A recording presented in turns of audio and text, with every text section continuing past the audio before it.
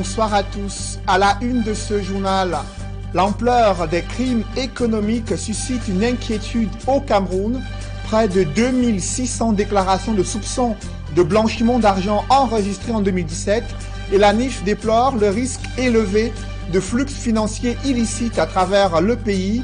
Que valent les dispositifs de lutte contre ces crimes économiques au moment où le Cameroun table sur un budget de 4 850 milliards de francs CFA pour l'année 2019? Élément de réponse à suivre en ouverture de ce journal.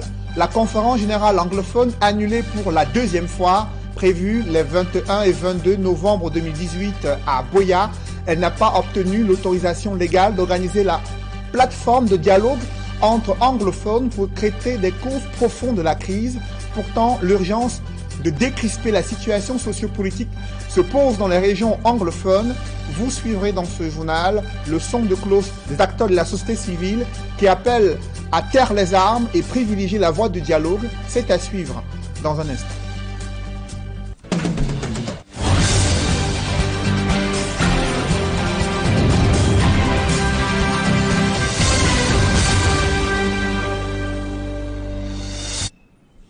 Merci de suivre cette édition complète de l'information sur Equinox Télévision. Le gouvernement table sur un budget de 4 850,5 milliards de francs CFA pour l'année 2019 et pour mobiliser la recette fiscale non pétrolière, il prévoit des taxes sur la friperie, des produits cosmétiques, des véhicules importés, mais aussi des boissons gazeuses qui viennent de l'étranger. Des explications avec Emmanuel Diop et Guy Zogo. 4 850,5 milliards de francs CFA, tel le montant du budget proposé par le gouvernement pour l'année 2019 au Cameroun. Pour arriver à boucler cette enveloppe, il faudra bien mobiliser d'importantes ressources financières, dont celles propres produites par le Cameroun, avant d'espérer s'appuyer sur les emprunts extérieurs, comme l'exigent dorénavant les nouvelles règles en matière budgétaire en Afrique centrale. À cet effet, le gouvernement mise sur de nouvelles taxes. Celles-ci sont introduites essentiellement dans 5 secteurs: les boissons gazeuses importées, la friperie, les pneumatiques neufs, les téléphones portables et les logiciels importés par téléchargement pour portables et tablettes. S'agissant des boissons gazeuses, avec plus d'1 million d'hectolitres importés par an, le gouvernement espère obtenir de bonnes recettes sur ce terrain. Il en est de même des téléphones portables et tablettes qui, s'ils pourront être acquis en suspension des droits de douane, verront en revanche les opérateurs de téléphonie tenus de les payer via les émissions d'appel par les utilisateurs. Cela pourrait prendre la forme d'une augmentation des coûts d'appel, d'autant que des textes particuliers sont annoncés à ce sujet. En revanche, la taxe sur les logiciels importés par téléchargement pour portables et tablettes est fixée à un taux forfaitaire de 200 francs par logiciel acquitté par l'opérateur de téléphonie mobile. Reste à savoir à quelle hauteur celle-ci sera répercutée au consommateur final. Avec près de 15 millions de Camerounais qui disposent d'un téléphone portable, le gouvernement ratisse large. À propos des pneumatiques neufs, l'abattement de 20% concédé depuis 2011 est supprimé. Les 14 900 tonnes de pneumatiques neufs importées par an au Cameroun font espérer de substantielles entrées financières au gouvernement. Enfin, la friperie, secteur dans lequel 412 000 tonnes de vêtements sont en moyenne importés pour 125 milliards de dépenses, fait aiguiser l'appétit financier du gouvernement. C'est en quelque sorte un regain d'intérêt pour ce secteur depuis qu'en 1986, une première tentative visait à limiter les importations de celles-ci. Mais comme souvent, le projet de loi de finances 2019 ne précise pas le montant des gains espérés par l'introduction de ces nouvelles taxes, encore moins ce à quoi ils seront affectés. Une réelle menace des crimes économiques plane au Cameroun. Pour la seule année 2017, près de 2600 déclarations de soupçons de blanchiment d'argent ont été enregistrées à l'Agence nationale d'investigation financière. Je vous le disais en titre, la NIF déplore les risques élevés de flux financiers illicites au Cameroun. Que valent les dispositifs de lutte contre ces crimes économiques? Une évaluation est en cours à Yaoundé. Des précisions avec Emmanuel Diop et Marcelin Gansop. L'on n'est pas loin de la cote d'alerte s'agissant du blanchiment des capitaux et du financement du terrorisme au Cameroun. Nous avons reçu à ce jour pratiquement entre 4500 déclarations de soupçons et nous avons transmis aux autorités judiciaires compétentes à peu près 700 à 800 rapports. Ces statistiques concernent aussi bien le blanchiment des capitaux que le financement du terrorisme. C'est lors des enquêtes qu'on peut évaluer de manière précise quel est le préjudice, quels sont ces flux financiers. Nous sommes aujourd'hui à pratiquement 1500 milliards de francs de flux financiers. Qui plus est, un certain nombre de vulnérabilités ont été identifiées. Dans le secteur informel, vous savez que nous sommes un pays où le secteur informel a une très grande importance. Il y a aussi le cash. Il y a beaucoup de circulation du cash dans notre pays. C'est une vulnérabilité réelle. On a le secteur du change manuel, etc., etc. Il y a beaucoup de vulnérabilités. C'est dans ce contexte que se tient à Yaoundé l'évaluation nationale des risques du blanchiment de capitaux et de financement du terrorisme. Il est question aujourd'hui d'évaluer notre système. Quelles sont les menaces auxquelles nous sommes confrontés? Est-ce que notre système, le système que nous avons mis en place, est en mesure de faire face à ces menaces? Et s'il y a des vulnérabilités, quelles sont les mesures que nous devons prendre pour faire face à ces menaces? Il y a les professions assujetties, c'est-à-dire les banques, les notaires et autres, qui en amont identifient les opérations douteuses. Et lorsqu'elles ont identifié les opérations douteuses, transmettent les rapports à la NIF, qui fait les investigations nécessaires. Et lorsque le soupçon est confirmé, transmet un rapport aux autorités judiciaires compétentes. Il est question pour le Cameroun de mettre en place un mécanisme et une politique efficace de lutte contre les crimes financiers. Le système actuel, bien que porteur de quelques résultats, étant à parfaire. Vous avez la lourde charge de faire, avec beaucoup d'objectivité, de franchise, de sincérité, un diagnostic froid et sans complaisance du dispositif existant en matière de lutte contre le blanchiment d'argent et le financement du terrorisme. Et ce, en se basant sur les chiffres, les données et les informations exactes qui nous permettront de corriger les défaillances et de rendre notre dispositif préventif efficace. Fin des travaux mercredi. Toujours dans ce chapitre économie, des syndicats des transports routiers s'insurgent contre une taxe de 4 000 francs CFA imposée aux exploitants de sable durant la procédure d'obtention de la lettre de voiture sécurisée. Ils soupçonnent une tentative de corruption à travers l'obtention d'une pièce qui était délivrée jusque-là de façon gratuite. Explication avec Ike Cyril et Joël Essengue. Le document était délivré gratuitement aux camions transportant du sable. Mais depuis quelques mois, il faudra débourser 4 000 francs CFA pour obtenir sa lettre de voiture sécurisée. La décision du ministre des Mines, de l'Industrie et du Développement technologique courrouce les syndicats nationaux des transports routiers du Cameroun. Les chauffeurs de camions de sable et de gravier, ou bien des agrégats au Cameroun, sont victimes d'une forfaiture et d'un arbitraire orchestré par le ministre des Mines, de l'Industrie et du Développement technologique. Tous ces chauffeurs sont obligés de s'acquitter d'une somme de 4 000 francs au titre de l'aide de voiture sécurisée à chaque sortie de la carrière de sable et de gravier. Il faut comprendre que la lettre de voiture sécurisée dont on parle est délivrée gratuitement aux chauffeurs. Mais le ministre des Mines a décidé, n'est-ce pas, d'imposer une somme de 4 000 francs, de manière brusque, aux chauffeurs de camions. À travers des lettres envoyées à certaines administrations, notamment la primature, les syndicats nationaux des transports routiers disent avoir tenté en vain de rencontrer le ministre des Mines, de l'Industrie et du Développement technologique. Ils dénoncent l'impression des lettres de voitures sécurisées en Europe, alors que dans un courrier daté du 21 février 2018, l'imprimerie nationale se montrait apte à le faire. Ces reçus, il faut dire que ce sont des reçus qui ont été conçus de manière unilatérale encore, et n'est-ce pas, en porte-à-faux avec les directives du Premier ministre, qui veut que lorsque vous avez un document à produire, que vous passiez par l'imprimerie nationale. Mais le ministre des Mines est passé outre pour aller concevoir ces lettres de voitures sécurisées à Paris. Et qui plus est, il a timbré ces lettres de voitures à Paris. Les syndicalistes, qui ne cachent pas leur colère, demandent l'annulation de la mesure prise unilatéralement, selon eux, par le ministre des Mines, de l'Industrie et du Développement technologique.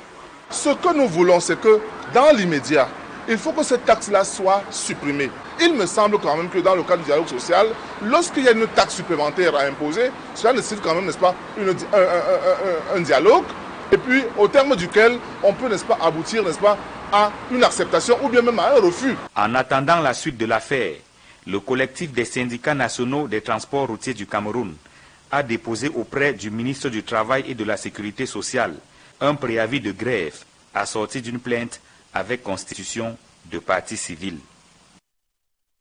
Dans le reste de l'actualité, le professeur Maurice Kamto était à Douala ce jour, de retour d'Addis Abeba, où il a pris part il a été au siège de l'Union africaine pour évoquer la suite de sa plainte concernant la situation des élections présidentielles au Cameroun. Il n'a pas souhaité s'exprimer à ce sujet. Il dit être venu à Douala pour apporter un soutien à ses partisans qui ont été molestés lors des récentes manifestations survenues à Douala. Des précisions avec Warren Zede, Mathilde Akemazou et Xavier Foka. Aéroport international de Douala, ce lundi en début d'après-midi, des partisans du mouvement pour la renaissance du Cameroun sont au rendez-vous. Ils attendent l'arrivée de leur président national, Maurice Kamto, de retour d'Addis Abeba, où il a pris part au sommet extraordinaire des chefs d'État et de gouvernement de l'Union africaine. Au sujet de sa présence à ses travaux dans la capitale éthiopienne, à ce stade, et pour l'instant, aucune déclaration à faire sur mon déplacement à Addis Abeba. J'informerai le peuple camerounais, les militants et les sympathisants du MRC en temps opportun de l'évolution des démarches que nous avons entreprises. Mais il est prématuré à ce stade de faire des déclarations à ce sujet. Après son arrivée, direction la représentation régionale du mouvement pour la renaissance du Cameroun, si au lieu dit Grand Moulin à Deido.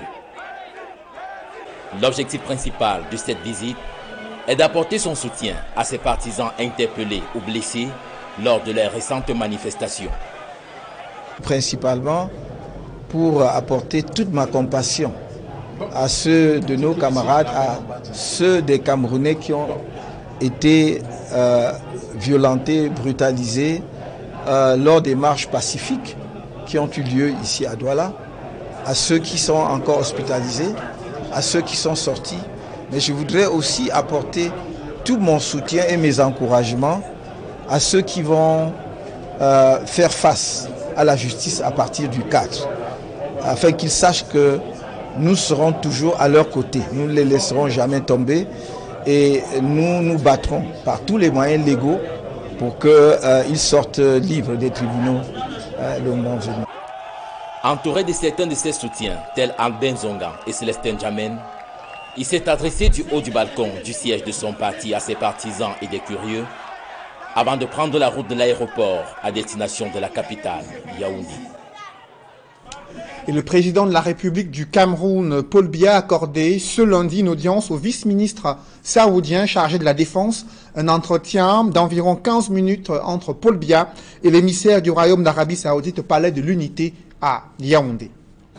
Je vous le disais en titre, la conférence générale anglophone vient d'être annulée, prévue initialement le 21 et 22 novembre 2018 à Boya. Elle n'a pas obtenu l'autorisation légale d'organiser cette plateforme de dialogue entre anglophones sur les causes profondes de la crise et leurs propositions pour décrisper la situation sociopolitique dans les régions du nord-ouest et du sud-ouest. C'est la deuxième fois que cette conférence est annulée et une nouvelle date n'a pas été évoquée. Le comité d'organisation compte organiser une conférence de presse à Douala pour évoquer les causes de cette deuxième annulation en l'espace de quelques mois. Au moment où cette annulation est officiellement entérinée, il y a la société civile qui monte au créneau pour appeler au cessez-le-feu, mais aussi à encourager le gouvernement et les groupes armés à emprunter la voie du dialogue afin de décrisper la situation dans les régions anglophones. C'est en tout cas ce qui ressort des propositions faites par le professeur et docteur Christopher Fomeniu. Je vous propose de suivre la quintessence de ces propositions dans ce reportage que signe Flavien Valondongo. Dans la déclaration rendue publique le 18 novembre 2018, Christopher Fomeniu encourage les Camerounais qui ont pris part au dernier scrutin présidentiel qui, selon lui, a suscité l'espoir d'une vraie démocratie et un changement à travers les urnes. Malheureusement, ces espoirs n'ont pas prospéré et la légitimité de cette élection présidentielle a été entachée d'irrégularités, ajoute-t-il. Dans un rappel des faits, le directeur Afrique du National Democratic Institute International Affairs faisait état de ce que l'environnement politique et sécuritaire actuel dans notre pays n'était pas favorable à l'organisation d'un scrutin présidentiel. L'auteur de la déclaration a cité par exemple les difficultés d'organisation d'un vote dans les régions anglophones et le manque de transparence dans la compilation et la transparence des résultats, entre autres. Et à la lecture de tous ces faits, les résultats de l'élection présidentielle sont fortement contestés par le principal candidat de l'opposition et de nombreux autres Camerounais.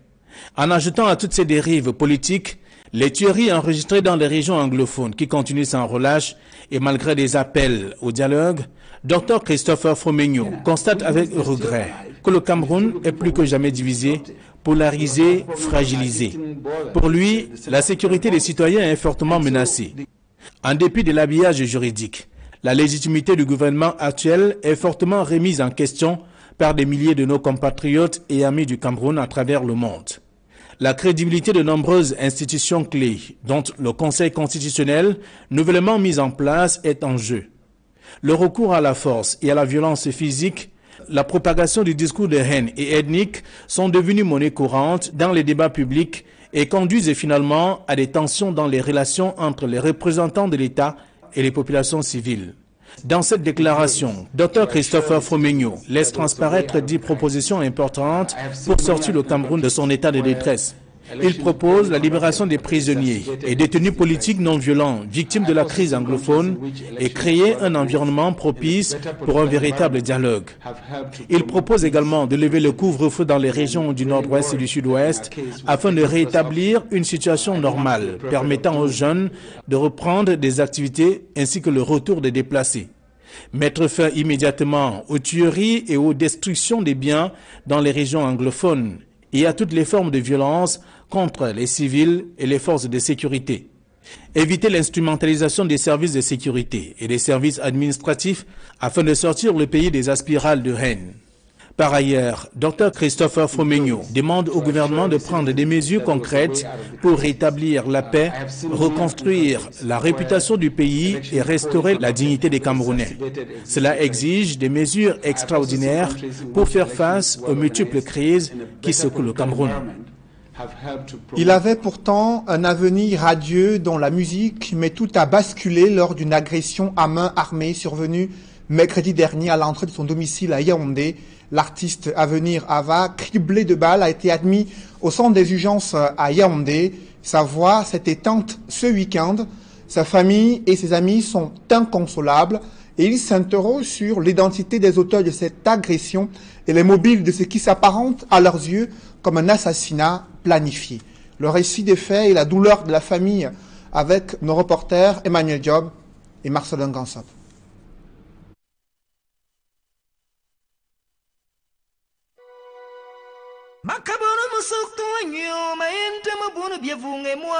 La voix s'est tue à jamais. Celle de Avenir Ava, tombée sous les balles des personnes non encore identifiées dans la nuit du mercredi 14 au jeudi 15 novembre dernier. À son domicile, au quartier Kouaban, au lieu dit 11e arrêt, c'est la consternation, l'émotion et la désolation depuis que l'artiste a joué sa dernière note le dimanche 18 novembre aux environs de 15 h. Son épouse et les membres de sa famille sont inconsolables. Il m'a dit que maman, je pars chercher mon disque qu'il vient de sortir à Santa Barbara mercredi. Après, il est parti en Dambourou, Carrefour des Carreaux. Là, on a construit d'abord là-bas. Ses amis m'ont dit qu'ils étaient ensemble. Il avait que le petit coca. Et il leur a dit, je rentre chez moi. Vous ne pouvez pas faire que vous êtes là, on tue votre mari devant vous. Ce n'est pas qu'on est venu me dire que ça s'est passé à tel endroit, ça s'est passé là, là où vous voyez les voitures. Là. C'est là où c'est sans mots. C'est indescriptible, vraiment. Je ne peux pas qualifier. J'ai déjà réfléchi. Qu'est-ce qui s'est passé? La famille est d'autant plus choquée et indignée que Avenir Ava est mort à la suite d'une agression, pour le moins rocambolesque. 2 balles tirées à bout portant, alors qu'il venait à peine de se garer à cet endroit. Quand il vient, il monte avec la voiture, il part contourner. Il vient placer la voiture en face du portail. Il descend, il ouvre le portail, il part monter dans la voiture, il entre. C'est comme ça qu'il a fait. Il est entré, il gare là. En sortant, il ferme la portière.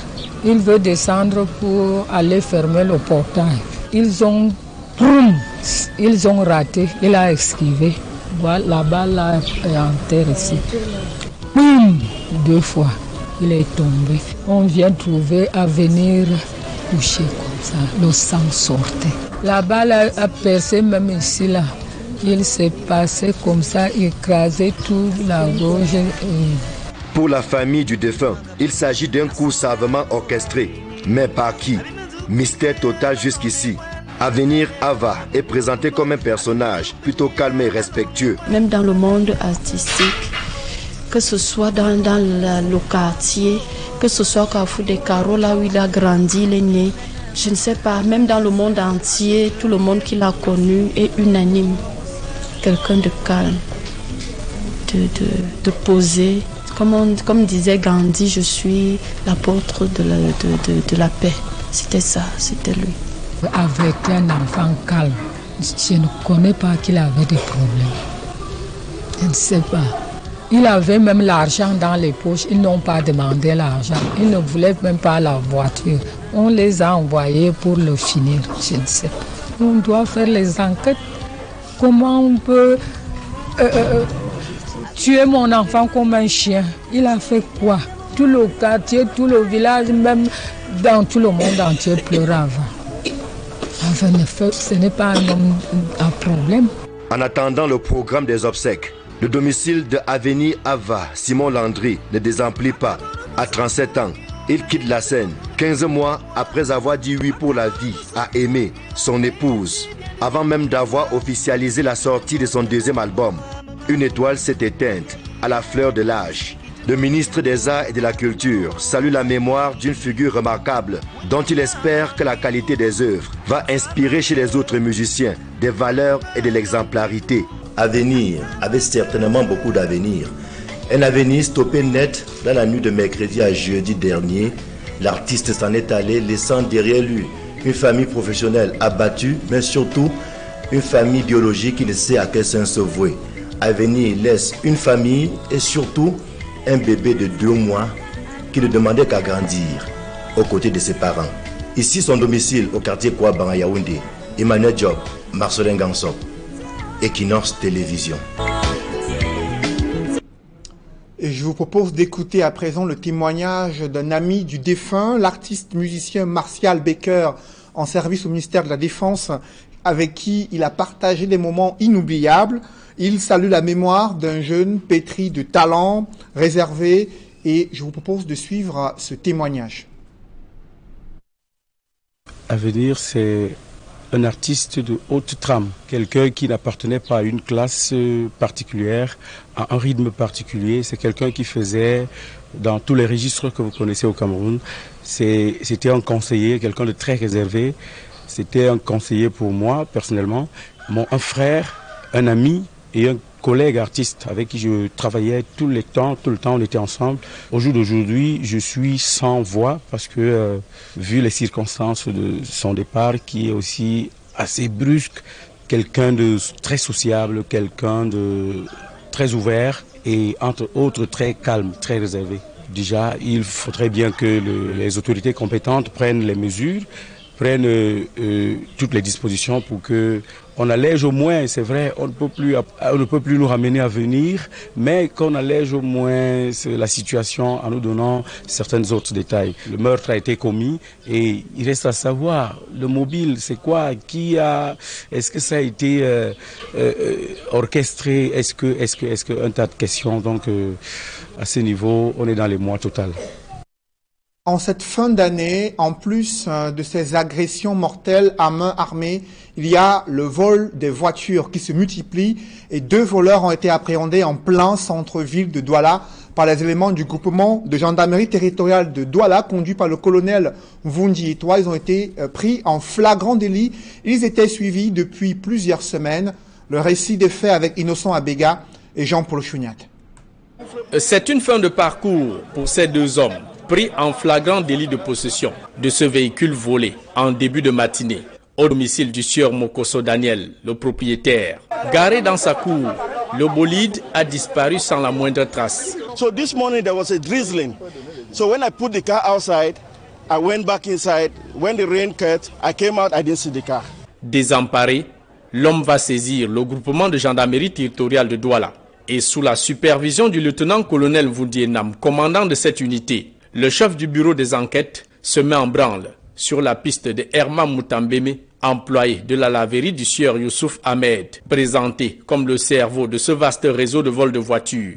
C'est lui, moi je n'étais même pas là, donc je ne suis pas là-bas tout le temps. C'est lui qui est là. Bon, c'est lui qui m'a dit que c'est son client. Oui. C'est la seule voiture qu'on a pu, il m'a donné la clé. La technique consiste à multiplier les clés des véhicules déposés dans leur laverie. Et c'est dans ce piège qu'est tombé Daniel Mokoso. The gendarmes told me the keys were tampered because one of the keys were broken.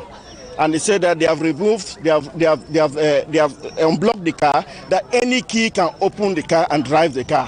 De fil en aiguille, le double des clés de son véhicule est retrouvé dans ce sac du sieur Youssouf Ahmed, contenant une dizaine d'autres clés, des gris-gris et la carte de visite d'une dame en service au premier ministère. Il y avait les voitures qu'il avait vendues depuis.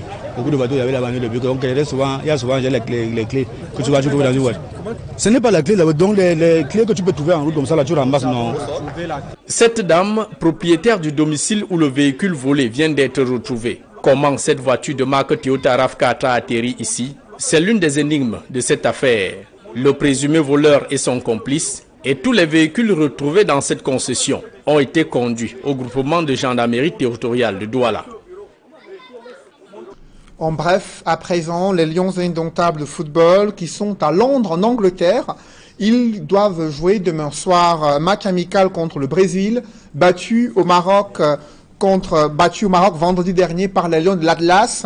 Lors d'un match de la 5e journée des éliminatoires de la CAN 2019, l'équipe du Cameroun s'est envolée sans une partie de ses encadreurs recalés pour défaut de visa d'entrée en Angleterre. Et comme toujours, les Lions indomptables, victimes d'une gestion administrative critiquée à nouveau par l'opinion publique. Nous y reviendrons. Des publi-reportages dans ce journal avec Camtel qui poursuit la vulgarisation de son câble sous-marin, une entreprise nationale de téléphonie mobile au Cameroun qui a signé une convention avec une société nigériane qui souhaite également exploiter le câble sous-marin qui appartient à Camtel et au Cameroun. Reportage.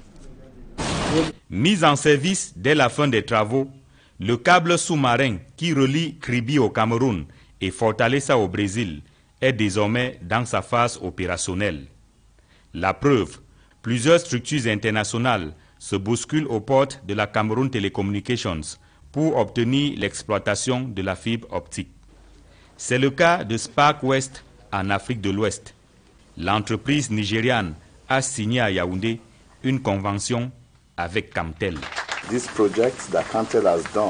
Le projet réalisé par Camtel en construisant une infrastructure pour relier l'Afrique à l'Amérique du Sud et du Nord est un projet de transformation. Cela traduit la vision de Camtel. Je le dis parce que la fibre optique disponible aujourd'hui au Nigeria ne relie que l'Europe. Le Nigeria n'est pas connecté directement à l'Amérique du Sud ou à l'Amérique du Nord. Ce projet est donc merveilleux. Au Nigeria, de nos jours, on compte plus de 120 millions d'abonnés de la téléphonie mobile. Imaginez donc les affaires que le Nigeria peut réaliser avec le projet CEL de Camtel. So you can imagine the type of business that Nigeria can bring onto the CEL infrastructure. Le Nigeria est le deuxième pays, après la Guinée équatoriale, qui sollicite le câble sous-marin de Camtel. L'Angola et la Côte d'Ivoire sont également annoncés. C'est dire toute l'importance de la South Atlantic Interlink de Camtel, dont le but est de faciliter le trafic de l'Afrique vers d'autres continents. Alors que les structures étrangères se bousculent, les entreprises locales traînent malheureusement encore le pas. Je suis au regret de constater avec vous que jusque-là, aucune entreprise camerounaise n'a signé une convention avec nous. Voilà un projet que le chef d'État a mis, a demandé à Camtel de le gérer. Ce projet est arrivé à son terme. Les sociétés camerounaises auraient dû se bousculer pour voir qui va faire quoi. Il s'agit de commercialiser ce câble. J'espère que très bientôt, avant qu'il ne soit tard, les sociétés camerounaises viendront signer des conventions avec nous. Sinon, tout va partir.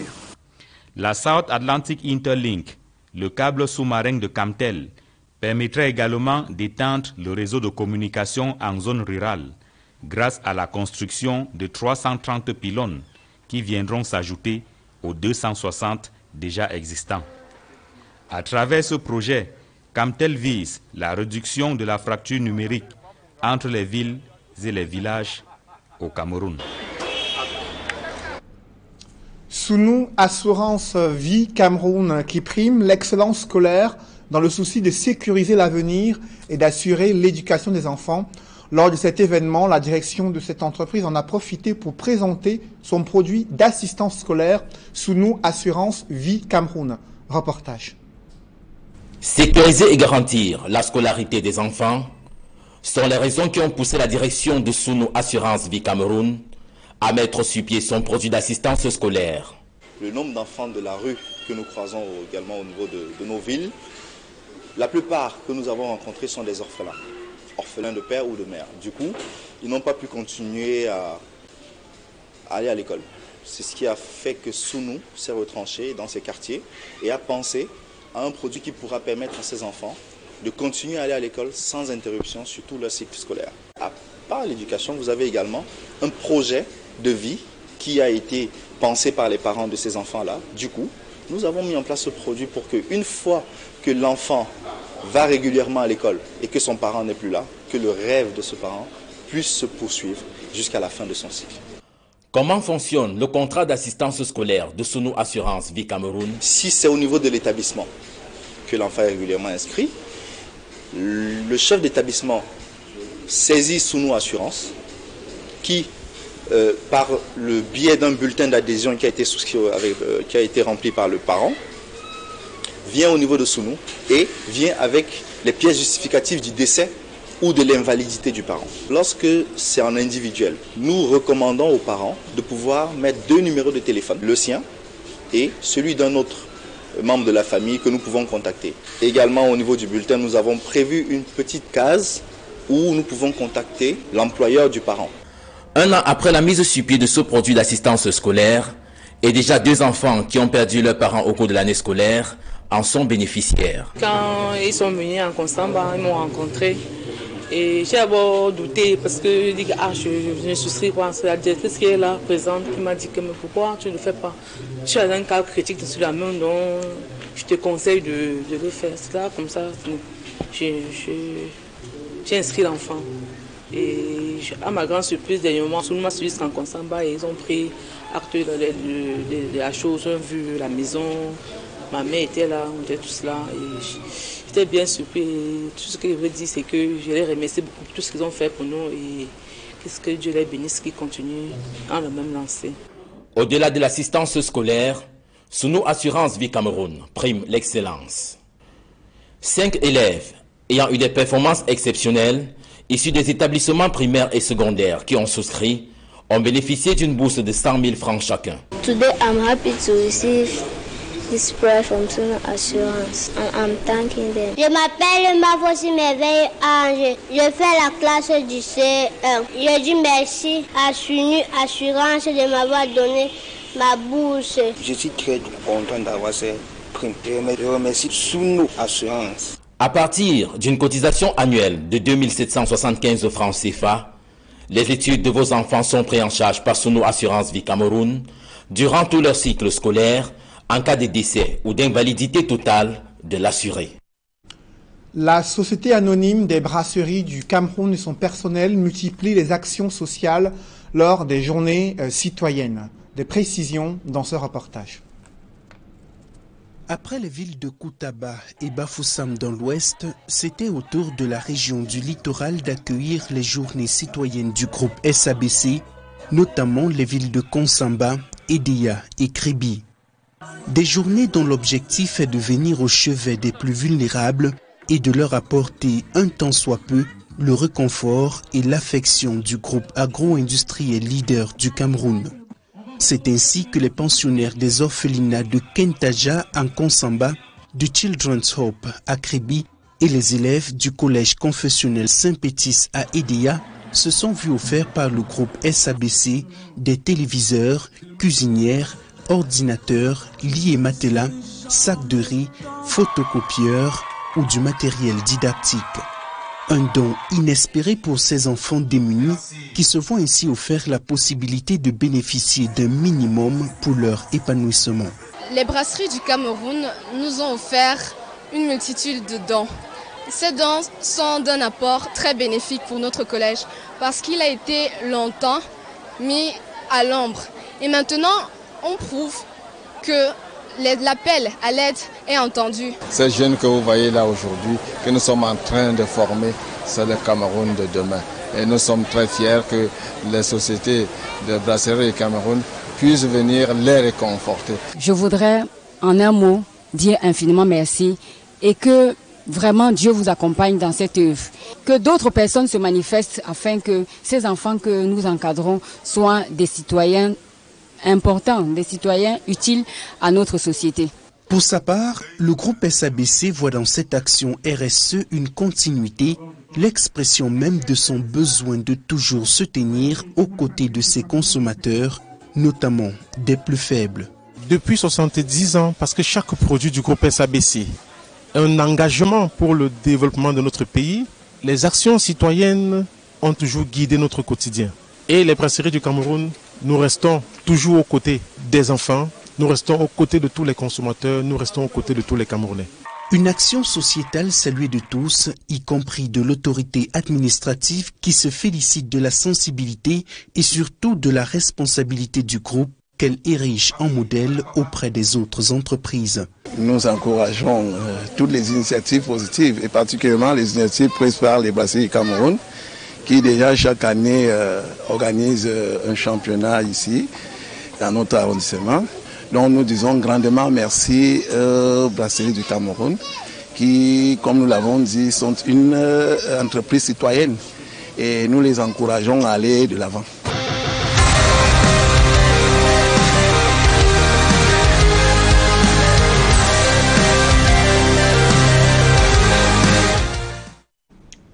Mesdames, Messieurs, c'est la fin de ce journal. Merci de l'avoir suivi. Juste après cette édition de 20h, retrouvez Serge Alain Autou et ses invités pour le débrief du journal sur le plateau d'Equinox Soir. Serge Alain. Conférence générale anglophone, ce sera plus les 21 et 22 novembre prochains. C'est la deuxième fois que cette conférence est annulée. La première date, c'était à la fin du mois d'août 2018. Elle a été reportée au mois de novembre. Et aujourd'hui, la dernière nouvelle, c'est son report à une date jusqu'ici inconnue, selon le communiqué du chargé de communication de cette conférence générale anglophone. Ils attendent l'autorisation légale de tenir la conférence et ils vont s'exprimer à ce sujet demain mardi lors d'une conférence de presse qui doit se tenir à Douala. Une foule immense pour accueillir Maurice Kamto en escale technique à Douala. Le président du MRC, classé officiellement deuxième à la dernière élection présidentielle, est venu soutenir ses partisans qui ont été molestés durant les dernières manifestations, mais aussi ceux qui sont traînés devant la justice pour avoir manifesté de façon illégale.